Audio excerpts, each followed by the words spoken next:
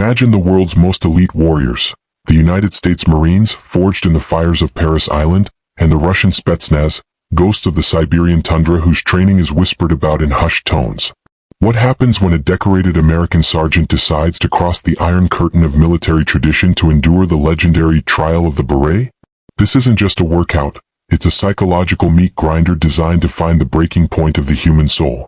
Today we follow the journey of Sergeant Elias Thorne as he steps into the heart of a secret Russian training facility, expecting a challenge but encountering something that defied every law of combat he'd ever learned. Before we dive into this harrowing journey of sweat, blood, and brotherhood, I want to know who is joining us today. Drop a comment below and let us know where in the world you are watching from. Sergeant Elias Thorne was the kind of Marine who looked like he had been chiseled out of Appalachian granite. A man whose service record in the 1st Marine Division was a litany of above and beyond commendations. He had survived the sweltering humidity of jungle warfare and the biting urban chill of high-stakes peacekeeping, yet there was a restlessness in his spirit that traditional drills could no longer satisfy. When a rare high-level exchange program was whispered into existence between Washington and Moscow, Elias was the first to volunteer, driven by a burning curiosity to face the Spetsnaz. He had spent his career hearing about their system of fighting styles and their legendary resilience, but as he stepped off the transport plane into the bleak, gray expanse of a remote training camp near the Ural Mountains, the air itself felt heavy with a different kind of intensity. The Russian commanders didn't greet him with handshakes or military honors. They greeted him with a cold, piercing silence that suggested he was not a guest, but a specimen to be tested until he shattered. The first 48 hours were a calculated assault on the senses, designed to strip away the American layer of comfort that the Russian instructors believed made Western soldiers soft. Elias found himself awake at 3 a.m., forced into a freezing river while holding a rusted AK-74 above his head, his muscles screaming as the glacial water numbed his extremities. Unlike the structured, rhythmic shouting of a Marine Corps drill instructor, the Spetsnaz instructors spoke in low, menacing growls, moving with a predatory grace that made Elias feel constantly hunted.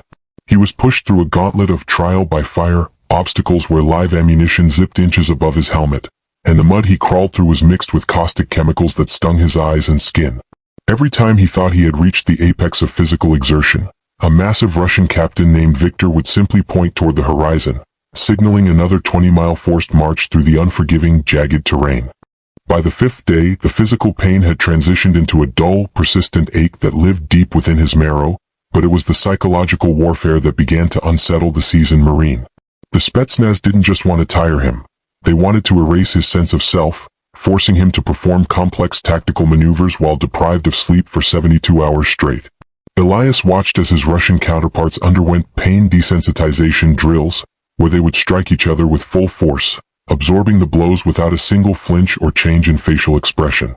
It was a cult of stoicism that felt alien to the American philosophy of adapt and overcome through vocal motivation and team camaraderie.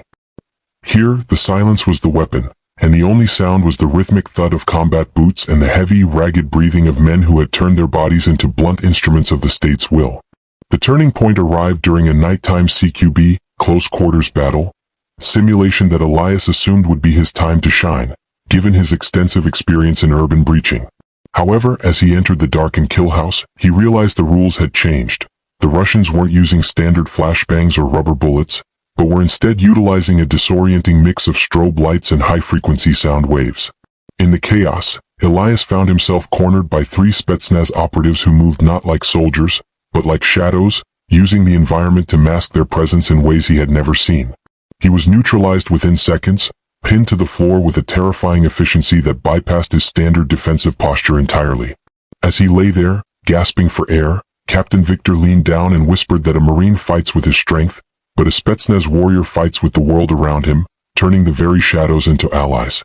Following that defeat, the training shifted into the psychological abyss phase, where Elias was placed in solitary confinement for 36 hours in a room filled with the scent of old iron and the sound of distant, distorted radio transmissions. This was where this something he never saw coming began to manifest, not as a physical threat, but as a realization about the nature of human endurance.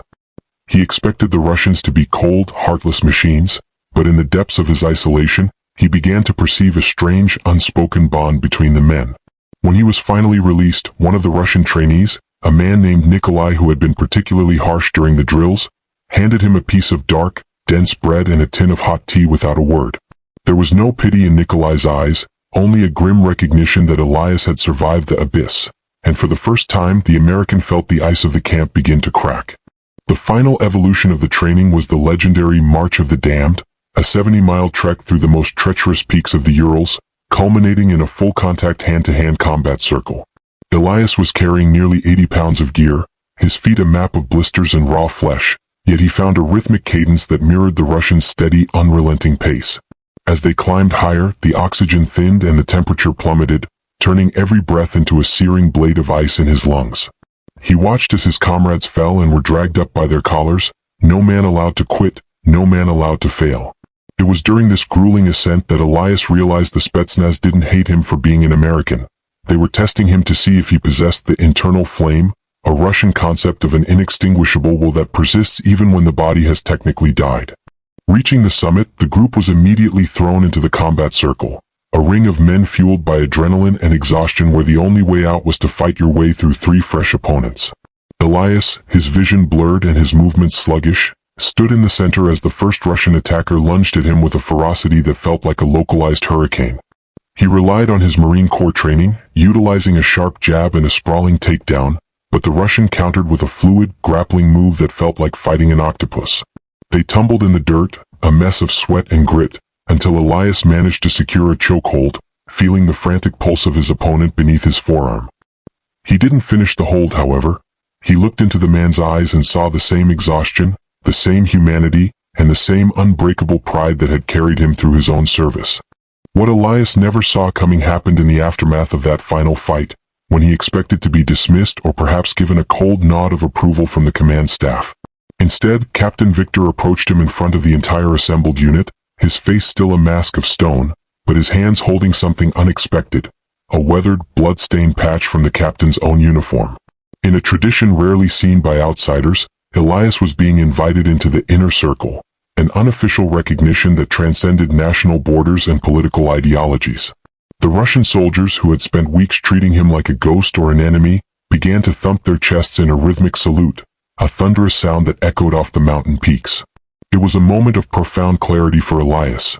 He had come to learn their secrets of war, but he had instead discovered a universal language of suffering and mutual respect that made the concepts of us versus them feel incredibly small. As the ceremony concluded, the reality of the experience began to settle into Elias's consciousness, shifting his entire perspective on what it meant to be an elite warrior in the modern age. He realized that the Spetsnaz training wasn't designed to create a better soldier in the mechanical sense, but to forge a soul that could remain intact when the world fell apart. He spent his final night in the barracks sharing stories with Nikolai and the others, using broken bits of Russian and English to bridge the gap between their very different worlds. They spoke of families back home, of the heavy burden of the uniform, and of the quiet moments of fear that they all hid behind their masks of bravado. Elias saw that beneath the terrifying reputation and the brutal methods, these men were driven by a deep, almost spiritual love for their land and their brothers in arms, a mirror image of the fire that burned in his own heart. The journey back to the United States felt like traveling through a dream, the sterile comfort of the transport plane a jarring contrast to the raw, visceral reality of the Ural Mountains. When Elias finally returned to his unit at Camp Lejeune, his fellow Marines noticed a change in him, a stillness that hadn't been there before, a way of moving that was more economical and a gaze that seemed to look through things rather than at them. He didn't boast about his badass experience or talk about the secret techniques he had seen. Instead, he became a more patient, more focused instructor. He began to incorporate the Russian emphasis on environmental awareness and psychological resilience into his drills, teaching his young Marines that the greatest weapon they possessed wasn't the rifle in their hands, but the unshakable calm in their minds. Months later, Elias received a small, unmarked package in the mail with a Russian postmark, containing nothing but a single spent shell casing and a photograph of the March of the Damned group at the summit. On the back, in crude English script, were the words, "The mountain remembers." It was a reminder that the bonds forged in extreme adversity are more durable than any treaty or political alliance. Elias kept the photo in his locker, a silent testament to the time he went looking for a fight and found a brotherhood. He realized that the surprise he hadn't seen coming wasn't a secret weapon or a hidden tactic, but the discovery that the enemy he had been trained to fear was, in fact, his greatest teacher in the art of being human. The legacy of Elias's time with the Spetsnaz rippled through his career, as he eventually rose to the rank of Master Sergeant, known for his unorthodox but highly effective leadership style. He often told his recruits that the true test of a warrior isn't how many enemies they can defeat, but how much of themselves they can keep when everything else is stripped away. He would describe the freezing rivers of the Urals and the silent, predatory instructors, not as horrors to be avoided, but as mirrors that showed him who he truly was. The story of the Marine who survived the Spetsnaz became a legend within the Corps, a viral tale of cross-cultural grit that inspired a new generation of soldiers to look past the propaganda and see the person behind the uniform. In the end, the documentary of Elias Thorne's journey serves as a powerful reminder that while governments may clash and borders may shift, the heart of a warrior remains the same across the globe. The Spetsnaz secret wasn't a hidden martial art or a biological enhancement. It was simply the willingness to endure more than anyone else, coupled with a fierce, unwavering loyalty to the man standing next to you. Elias had entered the training as a proud American Marine and left as something more, a global citizen of the battlefield who understood that true strength is found in the quiet moments of shared bread and the silent respect of a mountain summit. He never saw the bond coming, and that made all the difference in his life and the lives of those he led. As we look back on this incredible story of resilience and unexpected connection, it challenges our preconceived notions of what it means to be tough. Is it the ability to lift heavy weights or the ability to hold a position in the freezing cold? Or is it the courage to open one's mind to a different way of living and fighting, even when that way is perceived as the other? Sergeant Elias Thorne's experience in the heart of Russia proves that the most viral and captivating stories aren't just about conflict, but about the profound moments of humanity that emerge from the darkest of circumstances. It is a testament to the fact that the human spirit is a universal force, capable of bridging even the widest of divides through the shared pursuit of excellence and the endurance of pain. Thank you for joining us on this journey into the world of elite military training and the unexpected lessons of the Spetsnaz, Trial of the Beret. Elias Thorne's story is a powerful example of how stepping outside of our comfort zones can lead to discoveries that change our lives forever. We hope this documentary-style look at his experience has given you a new perspective on the men and women who serve in the shadows and the bonds that unite them. Don't forget to like this video, subscribe for more deep dives into the world's most elite units, and let us know in the comments. What is the hardest challenge you have ever faced, and what did it teach you about yourself? Until next time, stay resilient, stay focused, and always be ready for the things you never see coming.